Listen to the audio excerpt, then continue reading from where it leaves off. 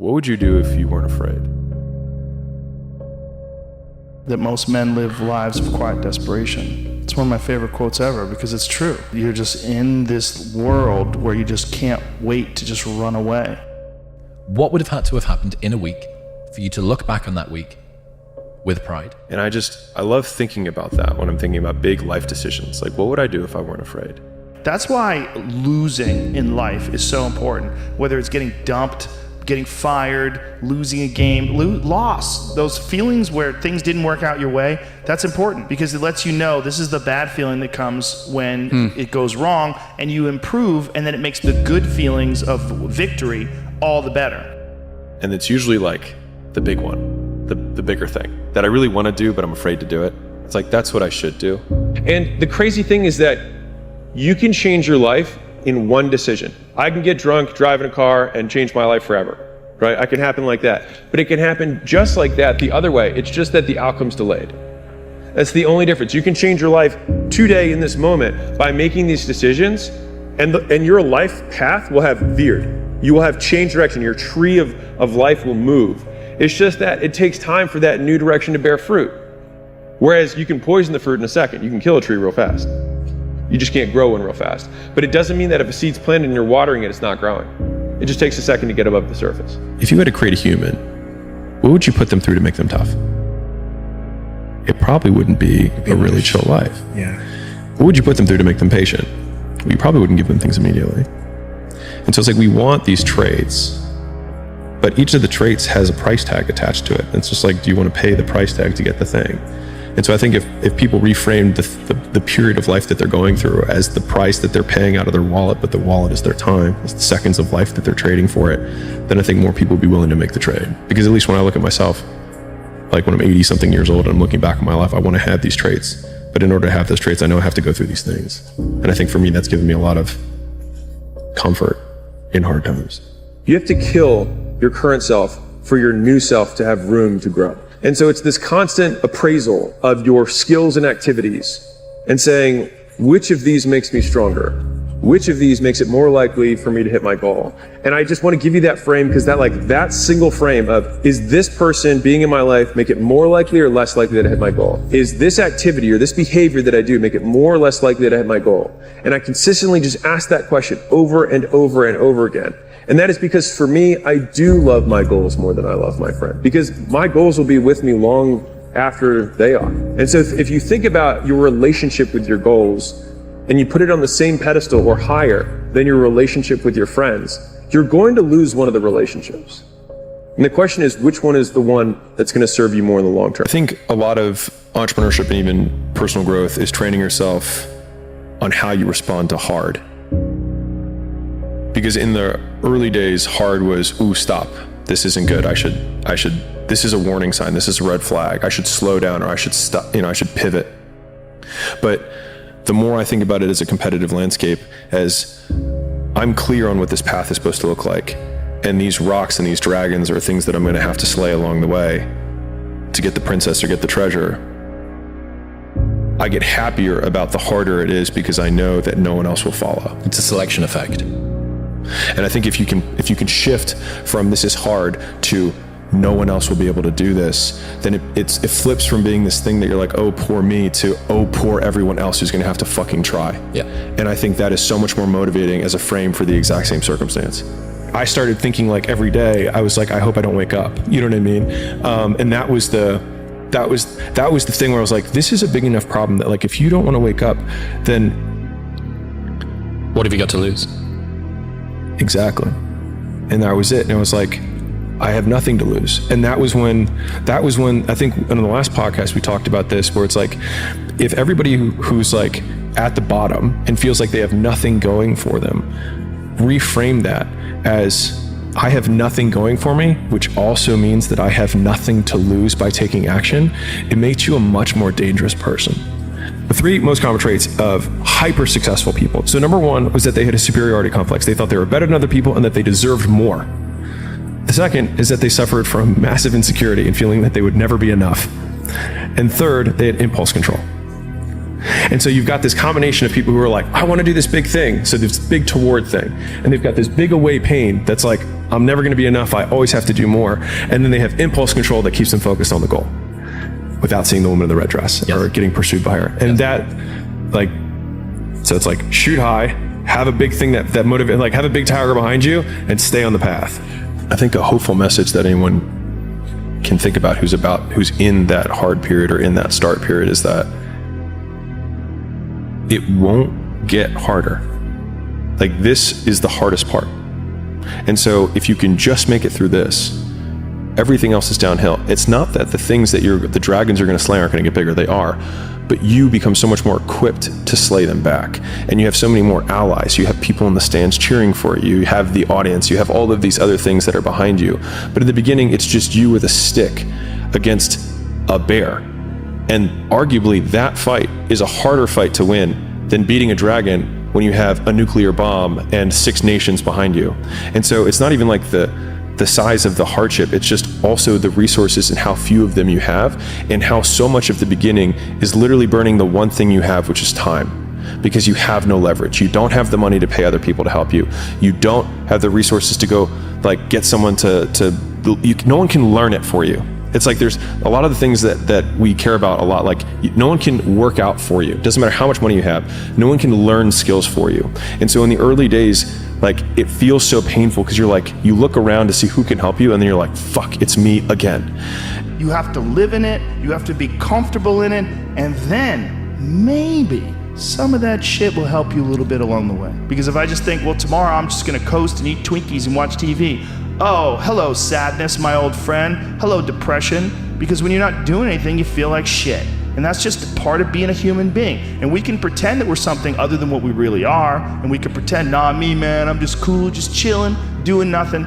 Bullshit. And if you don't have any of this, you do not get your character tested. You do not advance in your own perception of who you are in this world and how you engage with all the other people around. Difficult things make regular life less difficult. And that sounds so simplistic, but particularly physically difficult things. Because when you do things that are physically difficult, the strain of making yourself do those things, it's very valuable. It's not just valuable like exercise and fitness and martial arts and running and whatever you're doing that's really difficult. It's not just valuable in terms of like health and the way you look, but it's also valuable for your mind. I can't catch a break, guys. Yeah. Get them the fuck away from me. I can't be around those guys. I don't want to hear that shit. I don't want to hear that shit. I don't buy it. Because everybody has bad breaks. Yeah. I've had a shit ton of bad breaks. But you know what I did? I stayed up. Yeah. And I thought through it. And I figured out what the fuck I did wrong. And then I went back. It's like I fucked up everything I've ever done 100 times. There's no other way to do it. And I've had a bunch of shitty breaks. Everybody has. But you got to realize when you have those shitty breaks what that is. It's an opportunity for you to reassess, reboot, get better, figure out another way, find another way through. It's just little challenges. Bro, you gotta fucking stop. You gotta stop with all this I can't catch a break bullshit. All the time you're complaining, you could be instead hustling. You could be instead chasing your dream. You could be instead figuring out what you're doing wrong, trying to improve certain aspects of your life, getting your shit together, reading a book, meditating, something. Fucking something. I make myself do things that are very uncomfortable, that I don't want to do. And by doing that, I develop this strength and perseverance. And some people hear that and like, I don't even want to do that. I don't take a fucking nap. You're exhausting me. They're like, I'm not you. I don't want to do that. And they just like, it takes them away from that. And I'm like, you don't even have to do that. Mm-hmm. Just go for a fucking walk every day. It sounds like it's easy to do, but when that walk comes and look at your clock, oh, it's 8 o'clock, time to go for that walk. You're like, I don't want to walk. I'll just rather play video games. I don't want to walk. I'd rather like read emails. I don't want to walk. I'd rather like scroll through TikTok. But if you just force yourself to go for that fucking walk every day, you will develop mental perseverance. You will develop some tenacity. You'll develop the ability to force yourself into work. Is that hard times create hard men. Hard men create soft times. Soft times create soft men. Soft men create hard times. Afterwards, I know you don't want to do it. I fucking hardly ever want to do it. I maybe want to actually do it 5 out of 10 times, but I do maybe it. Less. Yeah. But I do it. I just do it. I know what it's like to not want to do it. I get it. Shut up. I just start talking to myself. I go, come on, pussy. What are you talking about? Do it. If I was you, outside of you, knowing what I know, if I could read my mind, I'd be like, come on, bitch.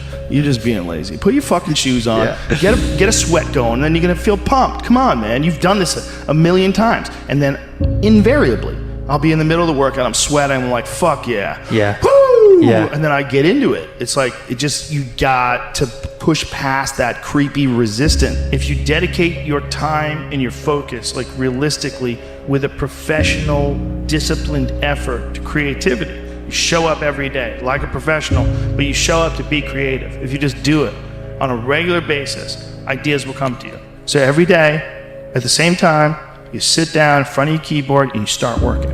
And just put in the work, and force yourself to do it. You force it like a muscle, like the same muscle that you develop when you go running every day, and then you get to the point where like 7 days in, you start fucking feeling good running. Right. So you start to feel like you're good at it. You start feeling like you're getting better. Yeah. You have to make mistakes. You've been there, you feel it, you understand what it is, and then you have that time to adjust. That's why losing in life is so important. Whether it's getting dumped, getting fired, losing a game, loss, those feelings where things didn't work out your way, that's important because it lets you know this is the bad feeling that comes when it goes wrong, and you improve, and then it makes the good feelings of victory all the better. And I mean that, in a relative sense, like even getting good at something, forget about victory, like making a terrible book that gets rejected by every publisher and then writing a really good one and people accept it and you're like, fuck, I got better. Yes. Like that feeling. Interesting, yeah. Those feelings of failure are really critical for your motivation. You have an apartment you have to pay for, you have a car you leased, you have a wife that you have to feed, you have a child you have to raise, you have your mortgage, you have your this, you have your that, and that's where it all comes from. Well, the opportunity takes place usually when you're young and you don't have any responsibility. That's when you have your options. Well, your options are severely limited the more you gather responsibilities.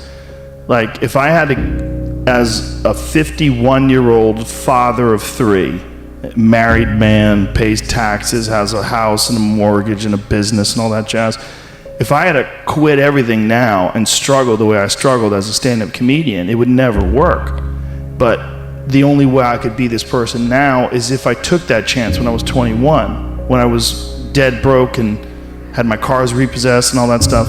That's the only way you ever get where you want to go. You have to take a path that's dangerous, and most people want to take the safe path. And the safe path leaves you stuck in quiet desperation almost every time. It's hell. It's hell. You can, I believe they but you can. have to plan it out. The way you can change is you have to put aside enough money to give yourself a window. And then you have to have a plan, and you have to spend all your waking hours outside of whatever shit job you do planning your escape. And you have to come to the realization very clearly that you fucked up and you got yourself stuck. So whatever you're doing, you have to do it like your life depends on it. And whether it is you're trying to be an author, and if you're gonna try to be an author and you're working 8 hours a day plus commuting plus family responsibilities or whatever else you have, whatever time that you have to attack like you're trying to save the world. You're trying to save your life. You don't want to drown. That 1.5 hours a day that you have to write, god damn, you better be caffeinated and motivated. You got to go. You got to get after it, and you got to have discipline. Most people don't have those things. Most people don't understand what it's like to really go for something, and to know that the consequences of not doing that are horrific.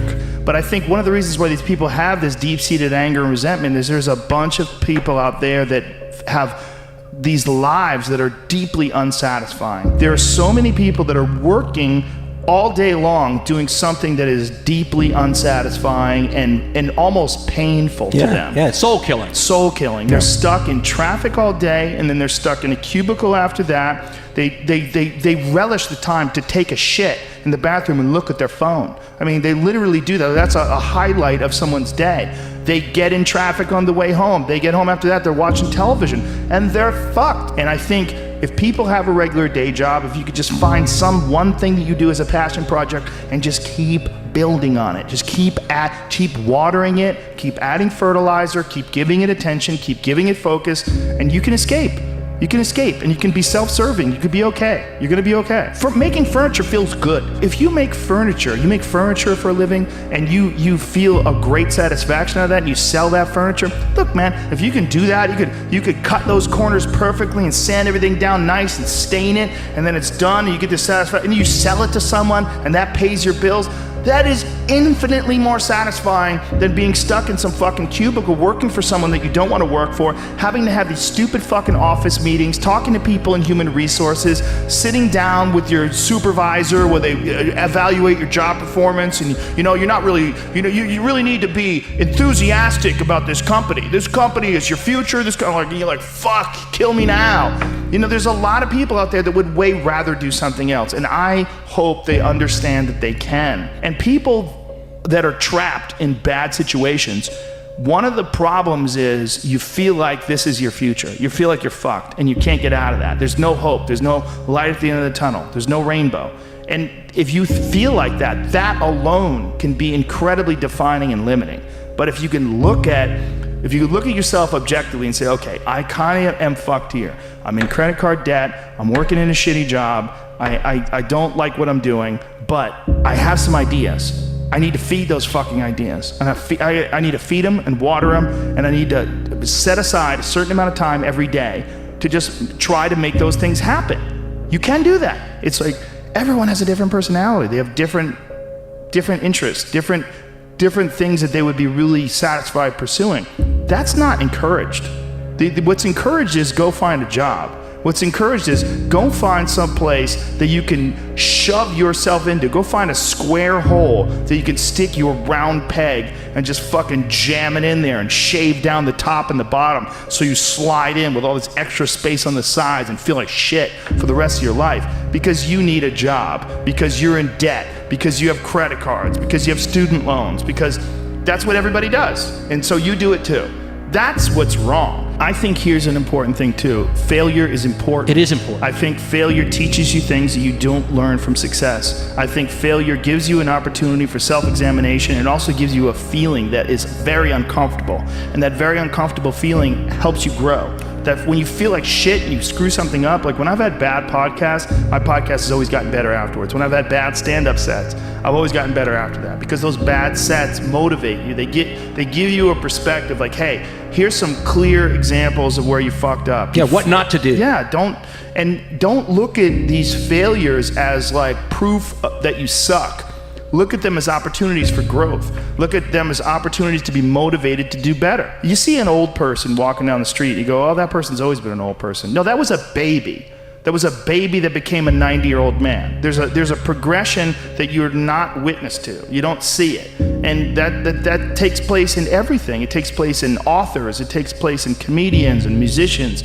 There is a starting point, and then with time and focus, and as long as you reevaluate and reassess and constantly, objectively look at what you're doing and then pursue it with passion and focus, you get better at things. Don't be scared of failure. I think failure is awesome for you. And that's one of the reasons why, like I said, I like doing things that I suck at. I just feel like people need inspiration and they need guidelines. And if as long as you could just start moving, just get action, like just movement. Dana White said, I fucking love that guy. I know that we're both big fans of him. Dana, we're coming for you.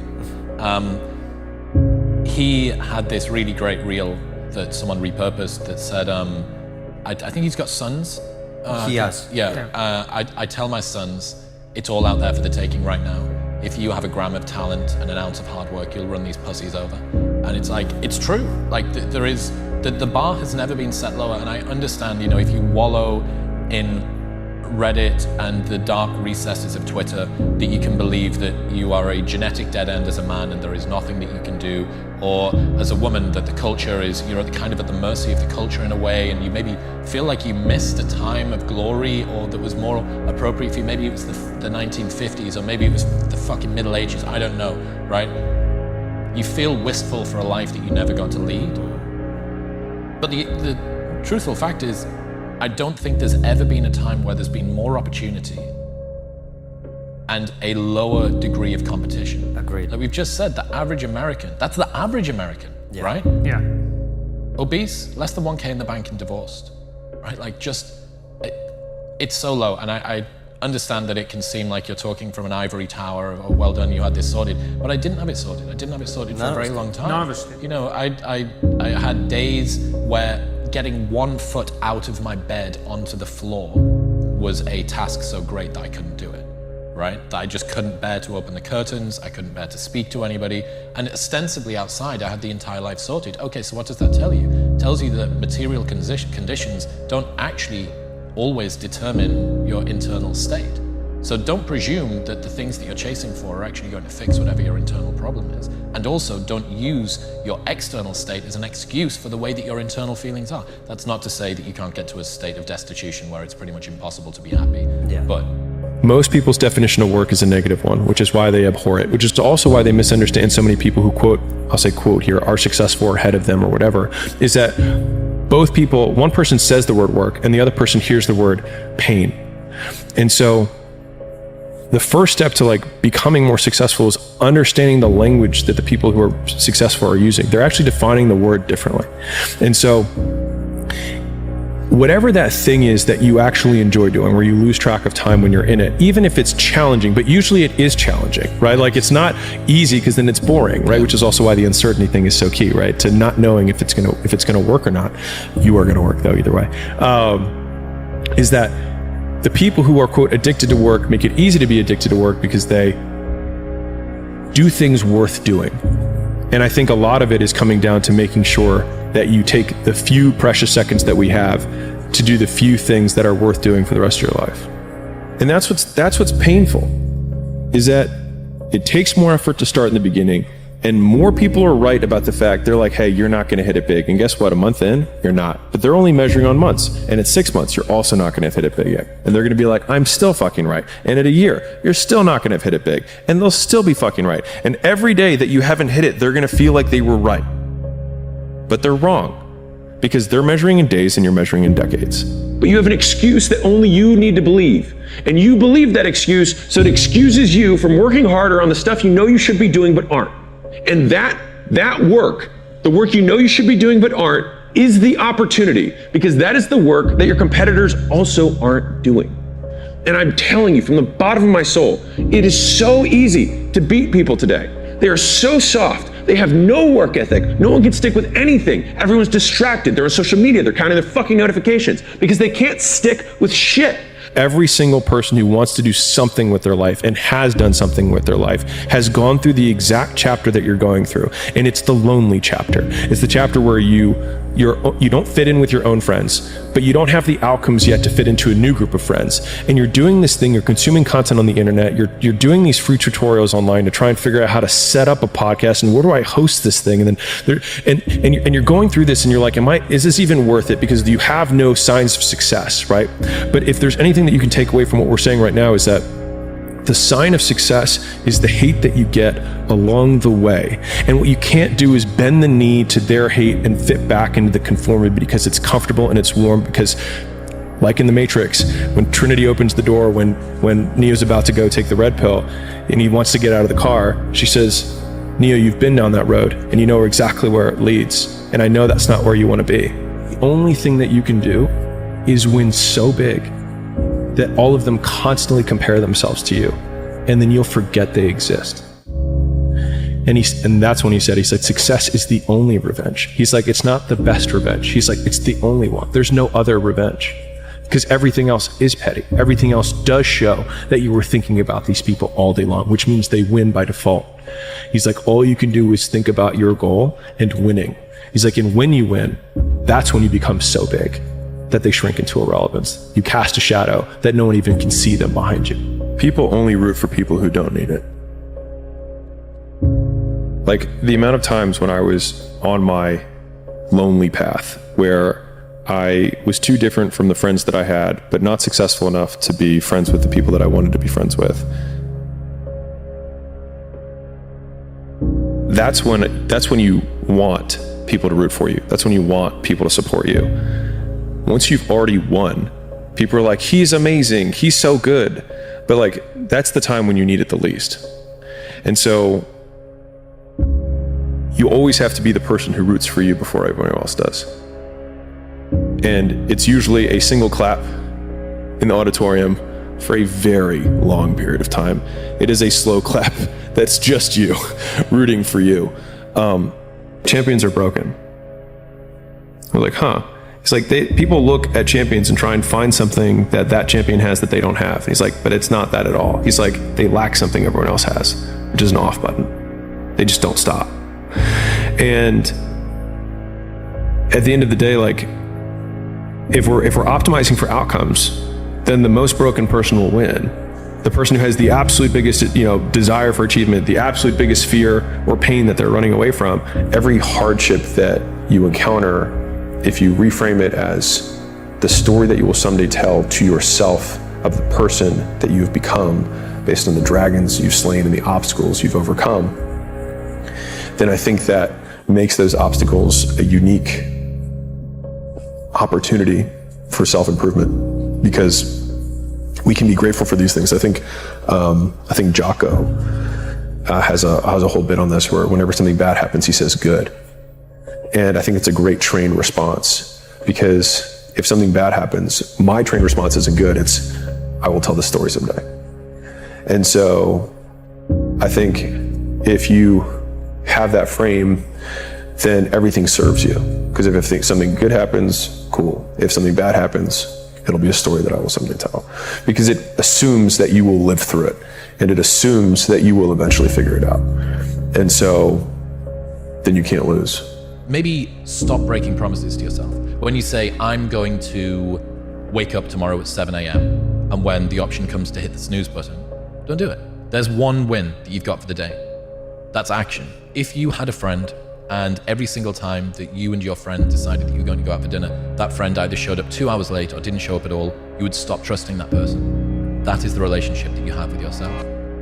Yeah, people only root for those who don't need to be rooted for. Well, I think balance is very important to happiness. And I think you can become incredibly obsessed on one goal. Your life could be a wreck outside of that one goal. It's a balancing act. It's a balancing act between family and friends and hobbies and rest and nutrition and passions and discipline and grinding and brutal workouts and recovery from those brutal workouts. It's a big, gigantic mandala. It really comes down to what are you trying to accomplish and what makes you happy. And for me, if one part of my life is awesome, but the rest of it is a wreck, I'm not happy. So I'm only happy if I've got like a good big picture going on. If I'm doing this balancing act and everything seems to be maintaining. If it goes a little bit like this, then I can bring it back like this. And I'm constantly in this state of adjustment. What's your morning routine like? Or do you have a morning routine that you like, or do you just kind of... Fasted cardio is what I like to do, or fasted yoga. That's my most recent thing, is I'm doing either 14 to 16 hours, depending upon what my day looks like. Nice. So intermittent fasting. And then I usually either like yoga or running in the morning. Today was running, and then I'll do something in the afternoon, either martial arts related or weightlifting related. Do you drink coffee every morning, like right when you wake up, or? Not always, but I like it. I like these things, these nitros, these caveman nitros. But I like regular coffee too. But I drink water with Himalayan salt in it too. That's one of the first things. Yeah, I put a little lemon in there too. Do that sometimes. Every morning? Sometimes I throw a little cayenne pepper in that motherfucker. Wow! Any apple cider ever vinegar? I do that stuff sometimes too. I take a lot of probiotics. I eat a lot of kimchi. I find like kimchi and game meat is like, I've been on this kick for the past 3 or 4 months where I just eat kimchi and elk like 3-4 times a week. I'm eating stuff. Yeah. Dude, it's hard when you eat some elk before bed and you wake up hard as a rock, wanting to fuck people up too. You're like, what the fuck, dude? People don't know, man. Dude, they don't know. You're eating a super athlete. If you eat elk, you're literally eating a super athlete. You know? How long's your training routine take you? Generally 2 hours. Okay. A regular day for me is 2 hours. But it depends. One of the things I do is I use, when it comes to training like with weights and kettlebells, I treat kettlebells like it's a skill. And I think that is something that I learned from Pavel Tsatsouline and studying his Strong First protocol. Mm-hmm. He advocates a long rest period in between workout sets and more repetitions in terms of volume by virtue of the fact that you have larger rest periods. And a lot of people feel like they're being lazy when they do that because they're not pushing themselves.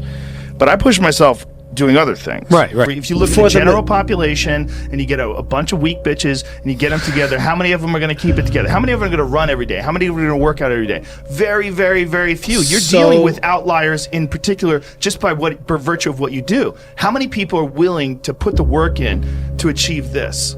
Not many. How many people are going to achieve this physique? Very, very few, right? Thank you. So we're talking about outliers. We're talking about that's what I like. I like outliers. I don't like people like, it's too hard. I can't hear that. The real message is we all started from nowhere. I mean, we all had bullshit jobs. We all felt like losers. But through time and effort, you build a stronger human. You build a stronger body. You build a stronger mind. You build accomplishments and will and momentum.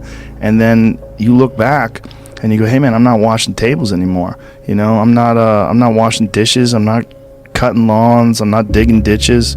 Yeah. You know, I'm a different person now. You know, and there's a lot of people out there listening to this. There's so many people that are in that starting point.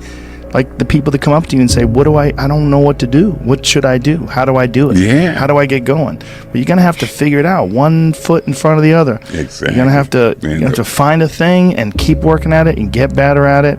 Love is the most important thing. And that sounds so cliche, but without love, it's all useless. Yeah. It's all useless. Yeah. There's no personal satisfaction in accomplishments if nobody loves you.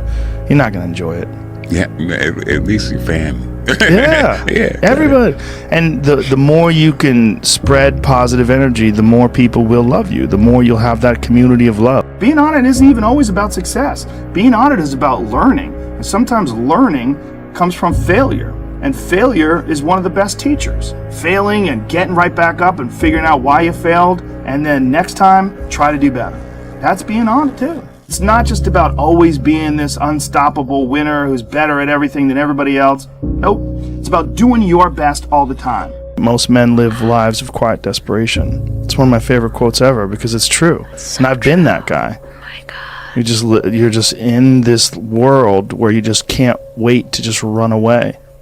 And how do people get stuck there? How do you think they get stuck there? Bills. Bills, like financial bills? Mm-hmm. Right? Yeah. Bills and commitment.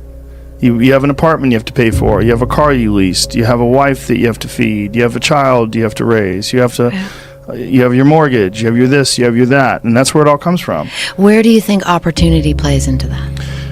Well, the opportunity takes place usually when you're young and you don't have any responsibility. That's when you have your options. Well, your options are severely limited the more you gather responsibilities.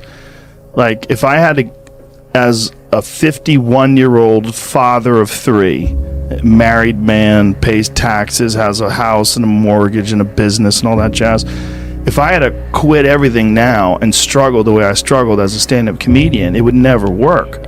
But the only way I could be this person now is if I took that chance when I was 21, when I was dead broke and had my cars repossessed and all that stuff. That's the only way you ever get where you want to go. You have to take a path that's dangerous, and most people want to take the safe path. And the safe path leaves you stuck in quiet desperation almost every time. It's hell. Like, I've made huge developments while I was staying up until 4 in the morning, 5 in the morning running a nightlife business. You can make huge developments in your personal growth journey while you're doing a 9-to-5. And if your purpose is aligned within a 9-to-5 career, it doesn't matter. Like, that's your thing. Just lean into it, enjoy that. And all of the guys that don't know when they're supposed to start or when they're supposed to stop, or they've got to be the taskmaster, or they don't know what they're supposed to do today, and they don't get holidays, and they don't get all of that, you don't have to worry about any of that. There are tons of advantages of having a 9-to-5. And if you're enjoying it and your purpose is aligned with it, nail the self-development on an evening time. Make sure that you lock into a hard routine, and you're going to have a great time. So I'm genuinely envious of people that have great 9-to-5s where their purpose is aligned to it, especially if they've got a lot of oversight and structure, because it takes all of the pain. I did a video ages ago. You might even be able to find it I can't remember what it was called, something like 10 Reasons to Not Start Your Own Business, or something like that. And it was about precisely this, that it's not all it's cracked up to be, to go and work for yourself. So, I don't know, the disparaging of 9 to 5s, I'm not on board with that. Is it possible to be world-class whilst having fun? That's the question for me this year. It may be that in order to be world-class, fun has to go out the window. And if that's the case, it'll make me sad, but it's whatever, like that's a price that you perhaps need to pay. But I'm really, really trying to do this. So what brings me joy? Hanging out with my friends, being outdoors, doing new things, visiting new places, going for good food, especially in different, like adventure and novelty for me are very invigorating. It's also a great way to make time slow down. When people say, I can't believe how quickly this year's gone, what they mean is, I don't remember the days that have gone so far in this year. One of the best ways that you can slow this down is to add more memory units, and memory units are highly derived from how much novelty there's been. If you drive the same route to work every day for 3 years, that's basically 1,000 journeys that's condensed down into one memory, unless there's one day in particular where it was rainy and you skidded, or you were involved in a car crash, or someone gave you a phone call and told you that you got a raise or whatever. Like, you'll remember those. But because it's always the same thing, it just gets condensed down into essentially one memory. So trying to vary and add as much novelty in as possible is very good. Because the world has become so comfortable, we're having to go out of our way to actively seek discomfort. We inject it into our lives. We artificially inseminate it. People, every time that you achieve something, what you're doing is positing a new minimum bar which you have to get over, right? Fantastic, I've just done this many plays or made this piece of art that's sold for a particular amount of money or whatever. How exciting. And almost immediately there is this sort of like post-coital realization that, oh my God, that's the new bar for my best performance. That's really high. That means I now need to be even better at my next thing.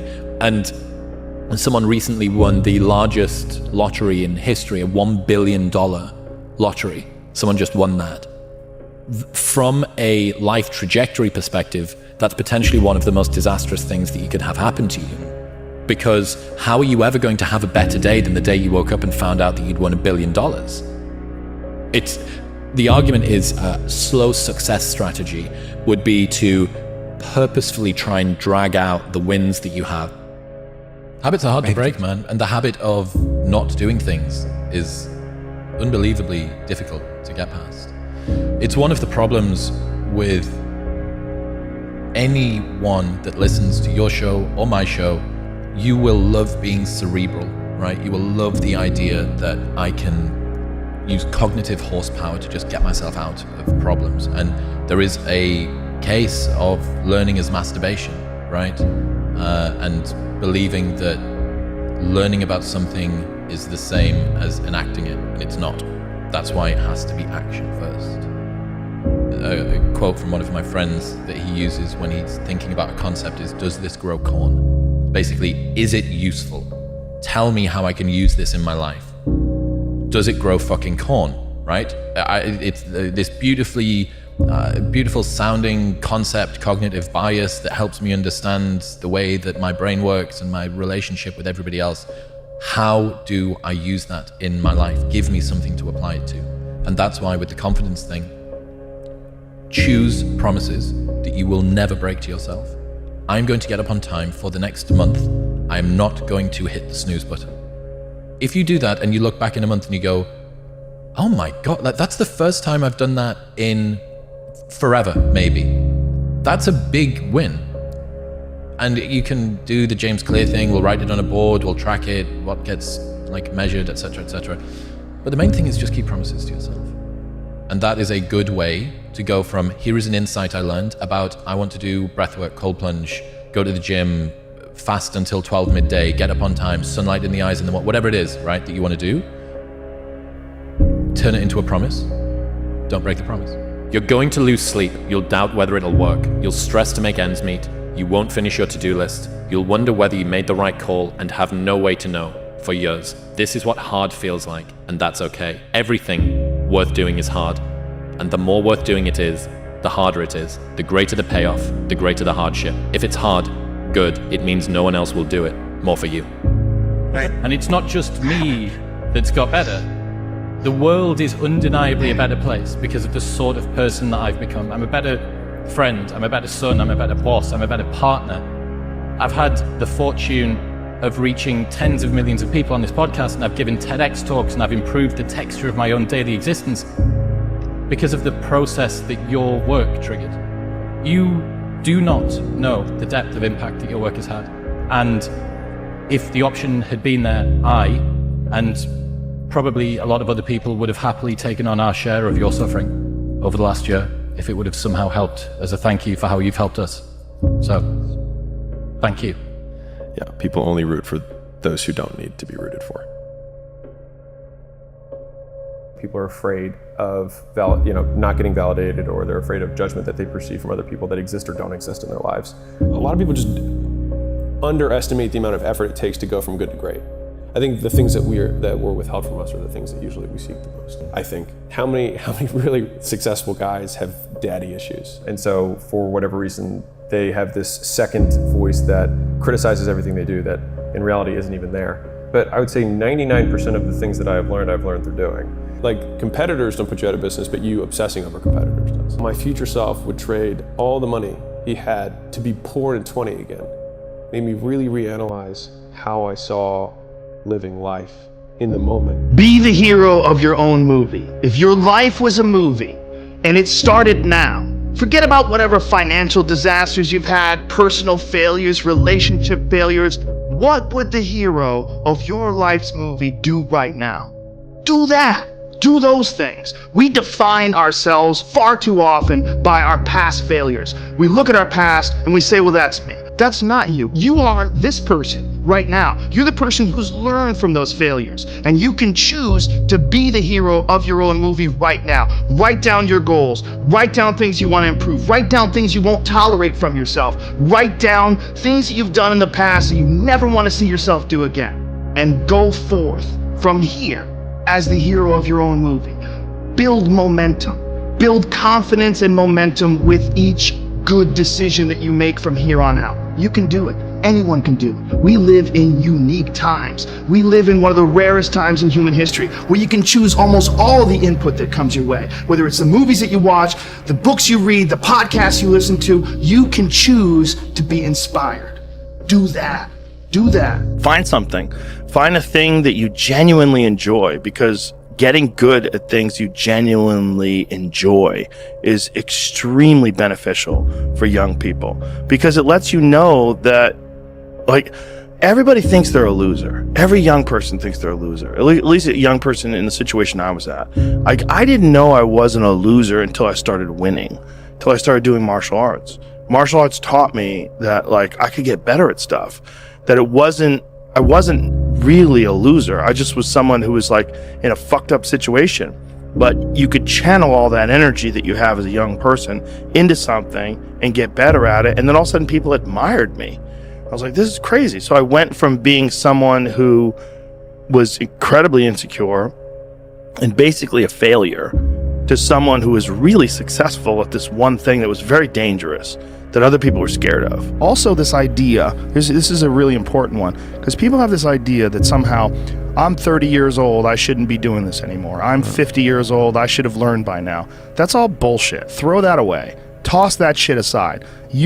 Like, these ideas of numbers that people have in their head, that by a certain age you should stop. You are alive. And if you are alive, and if you are thinking, all those numbers that you keep attaching, well, you know, when Einstein was 30, shut the fuck up. Stop doing that. That is a waste of your time. And stop saying to yourself, I should be better by now. I'm such a total non-helping thought. What you need to think of is life. You're living, you're alive right now, and if you've made a mistake and you're still continuing to learn and grow, that's all just data. Over time, I've learned that these people, you're not going to fix them. I used to want to fix them when I was young. I used to want to go, hey man, I see what you're doing. Like, dude, don't do that anymore. Listen, just do this and stop doing that and start doing this. And if you just work towards this, you could be successful. And then a week later, the guy's doing the same shit. You're like, okay, right. I'm wasting a significant amount of my energy on someone who doesn't want to waste any of their energy on themselves. And so managing the community and the tribe that you're in, making sure that you're a good member of that tribe, that you're doing your part. When you're around happy, inspirational people that are successful, it makes you feel better and you get inspired. And if you act on that inspiration, your life will be more fulfilled. And it's not just inspirational in terms of financial success, but in terms of doing difficult things, whether it's running 100 miles, it doesn't pay you a goddamn thing other than the wealth of the knowledge that you can push yourself to such an extreme, or anything else, whether it's someone who becomes really good at playing chess or someone who's really good at martial arts or whatever it is. There's a great feeling in these overcoming these difficult things. I think a lot of what happiness is a management issue, and decisions that you're making right now, like you could be in a shit state of mind right now, but you could make some decisions to adjust that, and over the next couple hours, you'll get to a much better place. I promise you, every single person who wants to do something with their life and has done something with their life has gone through the exact chapter that you're going through. And it's the lonely chapter. It's the chapter where you don't fit in with your own friends, but you don't have the outcomes yet to fit into a new group of friends. And you're doing this thing, you're consuming content on the internet, you're doing these free tutorials online to try and figure out how to set up a podcast and where do I host this thing? And you're going through this and you're like, is this even worth it? Because you have no signs of success, right? But if there's anything that you can take away from what we're saying right now, is that the sign of success is the hate that you get along the way. And what you can't do is bend the knee to their hate and fit back into the conformity because it's comfortable and it's warm. Because like in the Matrix, when Trinity opens the door, when Neo's about to go take the red pill and he wants to get out of the car, she says, Neo, you've been down that road and you know exactly where it leads. And I know that's not where you want to be. And then he closes the door. Like right now, this moment that you're going through is Trinity opening the door and being like, you could go back, but then you'd have to remember exactly what the reason was that you decided not to go out to begin with, just because you listen to this podcast and you consume this content and you're like, I can fucking do more than this. Like, because you are starting to live in some of that, how where you look in the mirror and you're like, I can do more. And you start to see the person that you could be. And you're like, this does start to feel like hell. Act first. Okay. You have to lead with action. Because if you are someone that deals with a crippling sense of insufficiency, your ability to discount any good thoughts you have in your mind is going to be so strong. If you try and lead with positivity first, I need to think it, wish it, believe it, and I will achieve it, your set point of negativity is going to just crush that into the ground. I'm speaking from personal experience, right? As the guy that was chronically unconfident and still has, the imposter syndrome that does creep in. You have to start with action. It needs to be, okay, what would have had to have happened in a week's time for me to look back on that week and find pride in myself? Pride's seen as something that you should be ashamed of. It's one of the 7 deadly sins. But David Goggins, I did an episode with him a couple of months ago. We can put it in the show notes if people are interested. And he said pride is something that everybody misses. That having pride in your name, your performance, the way that you show up for other people is something that you can do. But you need to do something that is worthy of being prideful about, right? What would have had to have happened in a week for you to look back on that week with pride? Okay, maybe stop breaking promises to yourself. When you say, I'm going to wake up tomorrow at 7 a.m., and when the option comes to hit the snooze button, don't do it. There's one win that you've got for the day. That's action, right? And it is just, it's tried to say the Peterson clean your room thing, but the reason that works is that you start with the smallest ever step and you expand out from there. You want to become a writer. You want to leave your job and become a writer. Okay, can you commit to writing 1 blog post on Substack per week for the next 3 weeks? That would make you feel like less of a loser if you did that. Action has to come first if you're the sort of person who is chronically unconfident, because you will drag your sense of identity behind you. Mark Manson says that identity lags behind our status by about 1 to 2 years. So for both me and you, in 2 years' time, we'll go, I understand why I was in LA that day, and look back. Start with action and make small promises to yourself that you don't break. If you had a friend And every single time that you and your friend decided that you were going to go out for dinner, that friend either showed up 2 hours late or didn't show up at all, you would stop trusting that person. That is the relationship that you have with yourself. You need to be able to trust your own word. And a lot of us don't, because life is very convenient and it is easy for people to not stick to the promises that they set themselves, because our ability to be idealistic is always going to outstrip reality's ability to deliver that to us. As soon as you posit an ideal, you then begin to compare yourself to that ideal.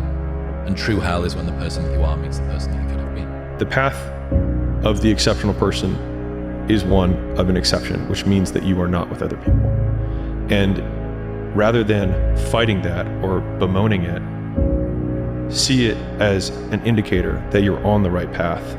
Because if everyone else were cheering you on, then it means you're not in the right place, because it means you're just like everyone else, and that's not where you want to be. And this includes the way you communicate with people. This includes like the friendships that you have, making sure your friends know that you love them. They oftentimes think, I want to be the one that's enjoying life, like especially selfish people. If people enjoy being around you, right, you'll enjoy everything more. The solo effort, that's right, of going through life like with a narcissistic perspective. Yeah. One of the major problems with that is there's no one to share it with, because you're all out for yourself. That's right. Even if you get there, you're going to be filled with sadness and despair. That's right. It's not what you want. What you want is to be happy, right? Well, I know you think that you have to be all about yourself to be happy, but in fact, that is a way to ensure unhappiness regardless of success. That's right. You are not your past. You're you. You're you right now. Like the past you might have done some things you wish you hadn't done.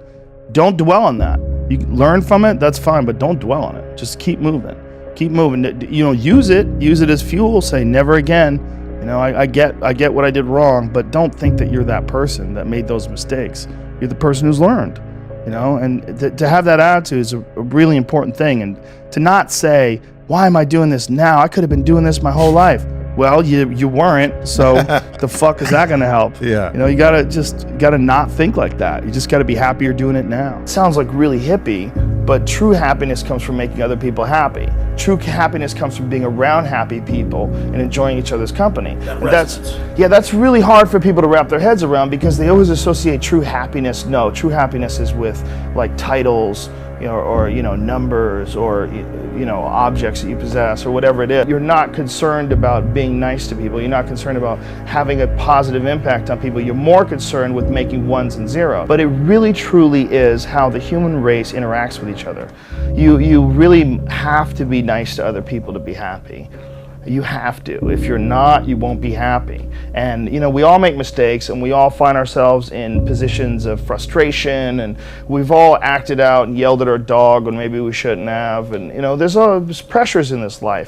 But I think it's really important to recognize what those truly are, and to understand that at the end of it, we can alleviate a lot of how we deal with in this life if we really treated people the way we would treat them, as if they were ourselves living another life. You don't have that, everything else is horseshit. You can have $100 million house and a private jet, and if you don't have love, you don't have anything. You're missing the key ingredient. That's right. It's like having cement but not having water. You have nothing. It's just hard for people to understand that there's techniques and there's strategies and there's philosophies that can help you steer through this world with a happier life. And that is a big part of it. A big part of it is embracing love and friendship and camaraderie and being nice to people. Yeah, it's hard for some people because they're not even nice to themselves. I think everyone looks forward to this utopian time where whatever motivates them, drives them, freaks them out right now can be set aside, the work is done, and you can just sort of like watch the sunset over the pond.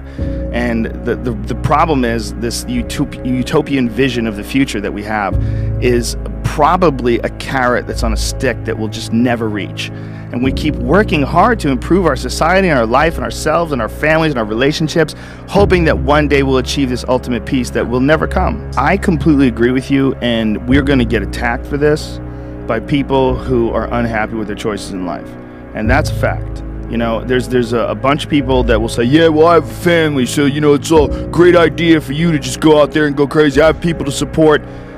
You need to listen. Stop saying that. Stop saying any of those things. Every single person who has ever done anything worthwhile or exceptional or difficult or extraordinary, anyone, whether it's great artists or authors or mathematicians or whatever the fuck it is, everyone encounters difficulties. There is no easy road. It does not exist. It is impossible. Everyone has issues. If you have time to pursue a hobby, if you have time to do anything in your life, you can better yourself. And here's one way you never better yourself.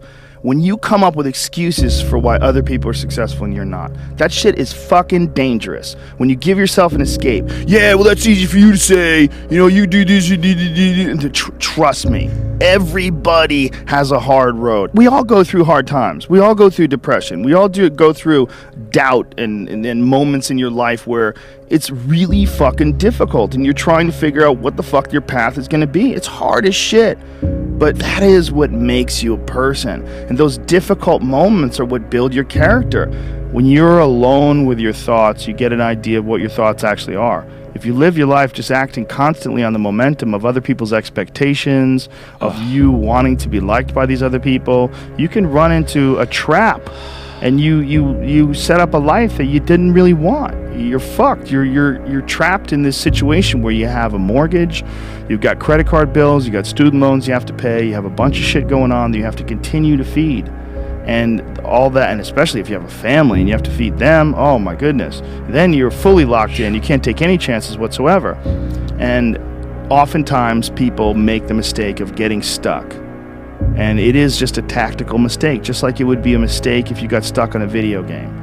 Just like it would be a mistake if you followed a map incorrectly and you get stuck in the woods. Your life is certainly some sort of a journey. It's certainly some sort of a journey.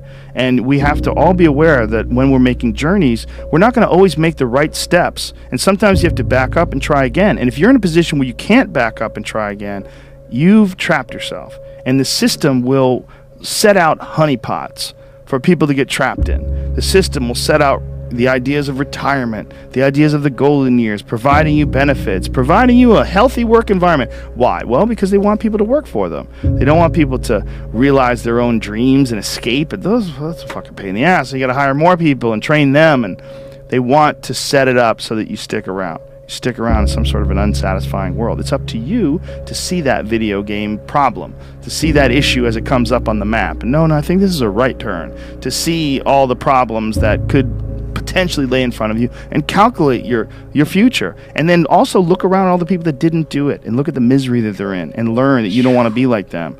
And then look at the people that have kind of taken chances and navigated their way. What did they do differently than you? What objectivity do they have that maybe you lack? What insight into their own mistakes are they willing to delve into that you're not, that you step back and you go, I just don't want to look at myself that closely. But the person who's able to look at themselves the closest is going to get the more rational results. It takes more effort to start in the beginning, and more people are right about the fact they're like, hey, you're not going to hit it big. And guess what? A month in, you're not. But they're only measuring on months. And at 6 months, you're also not going to have hit it big yet. And they're going to be like, I'm still fucking right. And at a year, you're still not going to have hit it big. And they'll still be fucking right. And every day that you haven't hit it, they're going to feel like they were right. But they're wrong. Because they're measuring in days and you're measuring in decades. But I didn't get here doing everything that I love. I did a fuckload of shit I hate, and I did it for a very long period of time. And I did not have anyone to root me on. And in fact, I had many people who were actively trying to destroy my path and tell me why it was a terrible idea. There's so much opportunity on the other side of being willing to persist for an extended period of time on the correct path without getting positive reinforcement from your environment. And the longer you can stick with something without that positive feedback loop in terms of the big external thing, the easier the opportunities are because so few people can pursue them. You're going to lose sleep. You'll doubt whether it'll work. You'll stress to make ends meet. You won't finish your to-do list. You'll wonder whether you made the right call and have no way to know for years. This is what hard feels like, and that's okay. Everything worth doing is hard, and the more worth doing it is, the harder it is. The greater the payoff, the greater the hardship. If it's hard, good. It means no one else will do it. More for you.